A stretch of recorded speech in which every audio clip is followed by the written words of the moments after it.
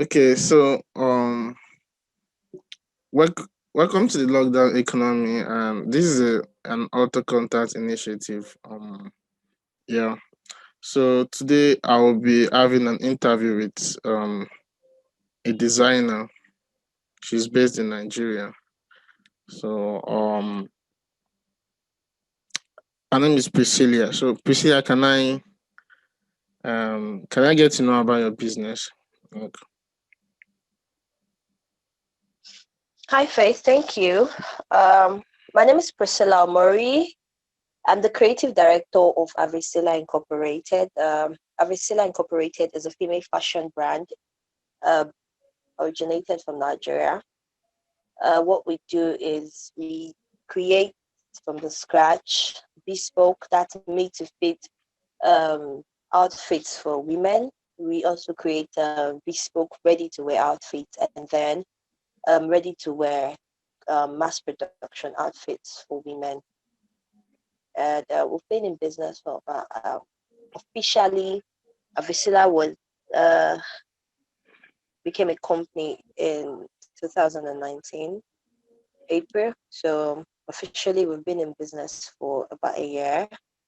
But the entire idea of Avicilla as a company, as a brand, has been in existence since, well, from mind to execution, well, since 2016. Yeah. that's about 4 years from now. That's about 4 years Mm-hmm. right now. So okay, so Yeah. okay, so so you basically make wears for females only. What about males? You don't make for males, right?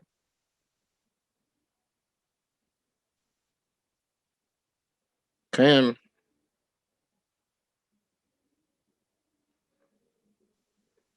Okay.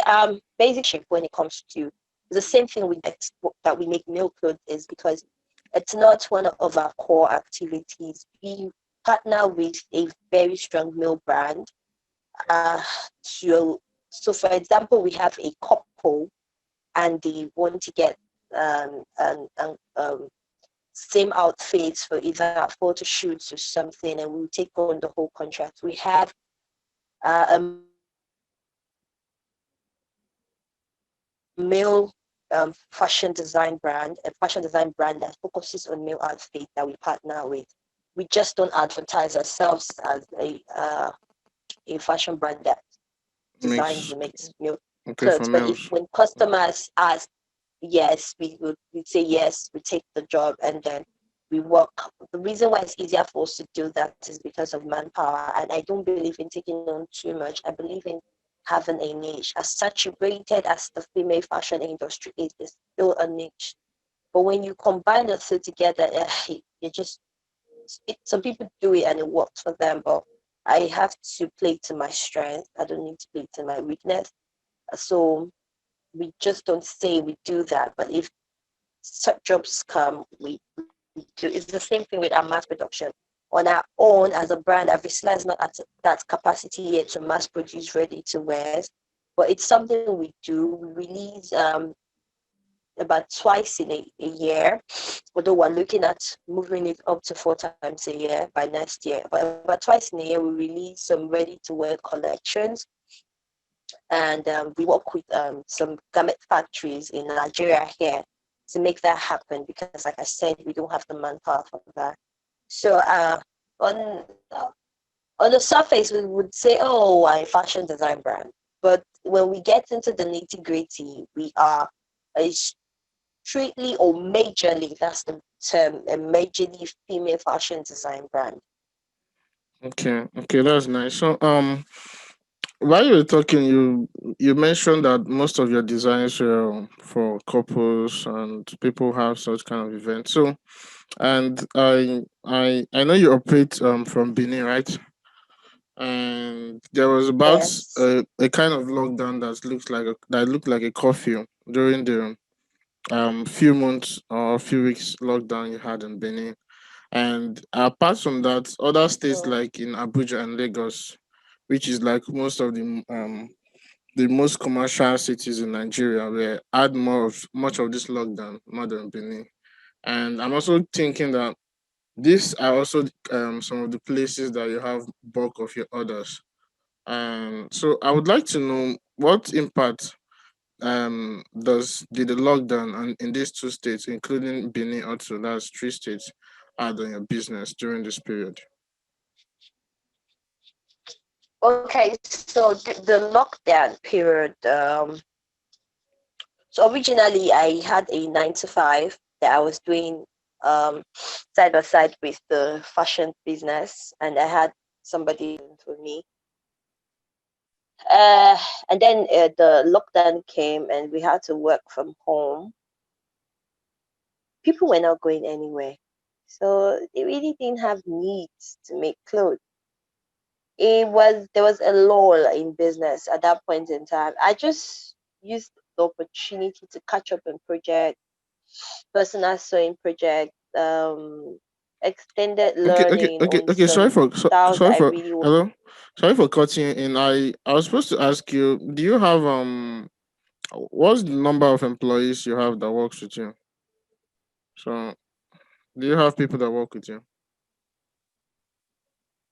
I don't have full time employee. I have freelance employees. They have their own place. They have their own equipment.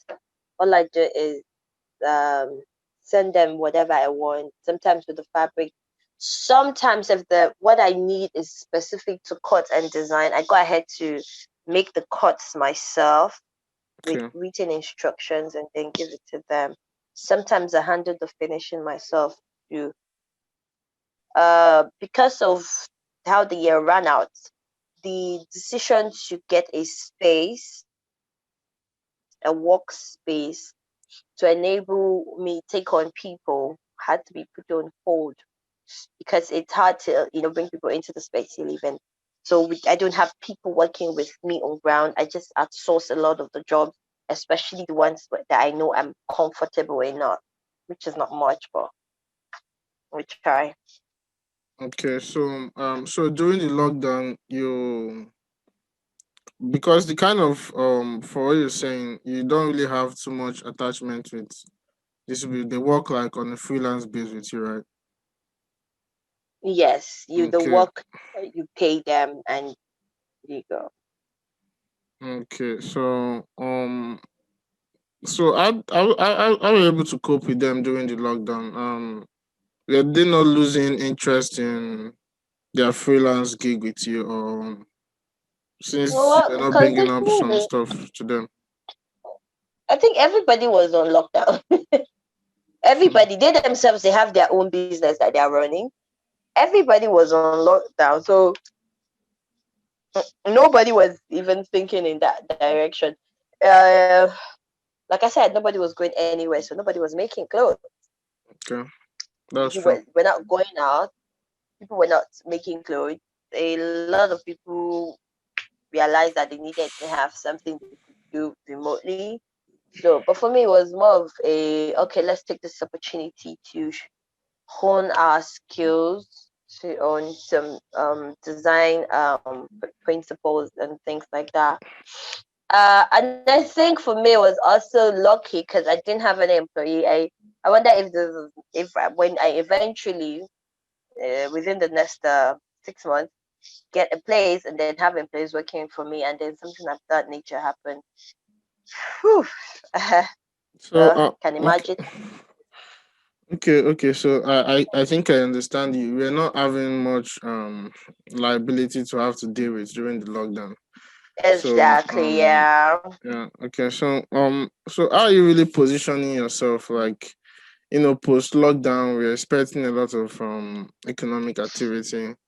Also, if I may also ask, do you have customer base outside Nigeria? Like, do you supply clothes to other countries like the US or Canada or outside Nigeria, basically? Yes. So the thing about fashion design is about I think I say packaging. There's a lot to it though. So, but when people see your work and I like it, I want. I'm going to traveling outside the country. And that's how I start. Yes, I do. I have in Canada. I've sent clothes to the United States of America. And even there, we're not as good as we are now. Even Australia. Okay. And we also looking to expand, which is one of the things we're looking at in the next couple of months. So How okay. So during the lockdown, what were you telling these people?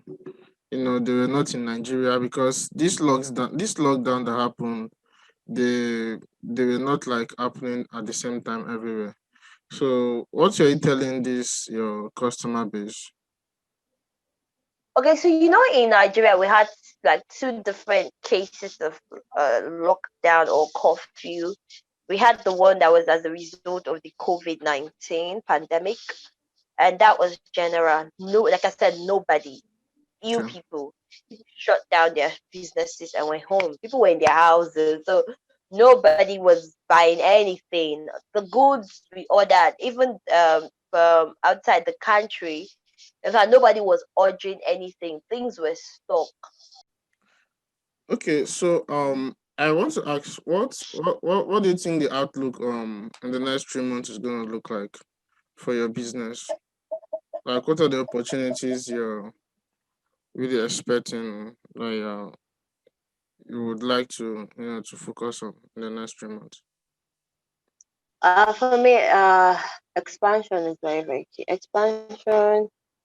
So there's a lot of things, but I'm trying not to, do everything at the same time. Unfortunately, every step I need to take now interlinks. Expansion would include physical space, employing people, and to create awareness about that, it would include a social media campaign. But if we're going to take it a step at a time, the next 3 months will see us sourcing for funds and resources to get a physical space and then to get the right people. And when that is done, so I can actually say for the next. I had the call coming in. Hello, can you hear me? Yes, I can hear you. Okay, so as I said, we continue our regular jobs that come in. But on the ground for us in the next 3 months is to get resources, to get the space, and then employ people so that we can start the groundwork for creating our first official collection and launch, which Okay, okay, that's nice. So okay. okay, so I want to ask, what are 3 things you need help with in your business right now?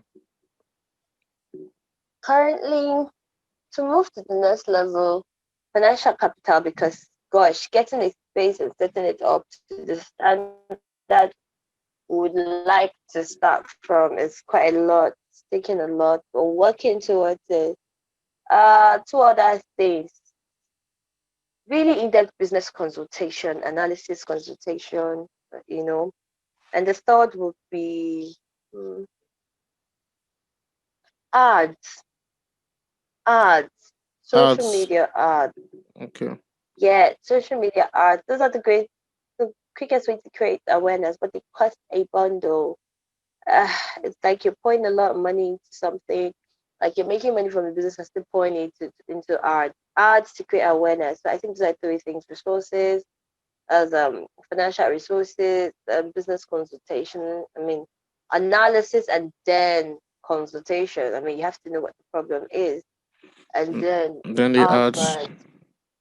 Yes, Okay. So you need help with some funds to restructure your business, right? yes, Okay, you need funds for ads to publicize your business. And then what's mm. the third one again? I think this. Business analysis and consultation. I need somebody to look into the business structure, Okay. tell me where it's lacking, tell me how better to structure it. I mean, there's so many classes out there, and you sometimes you feel like you're dragging everything, and you don't know which one directly applies to your business. A bespoke business analysis and consultation. Okay. Okay, that's nice. So Can we just get to see some of the things you've done? Let me just Okay, like so how do I do that now? hmm? How do I do Like you can that? just show me some of the stuff you have. I think you have your tape in your neck on your I'm neck. trying to think So like that. Okay, so I'm going to. Well, let's hope.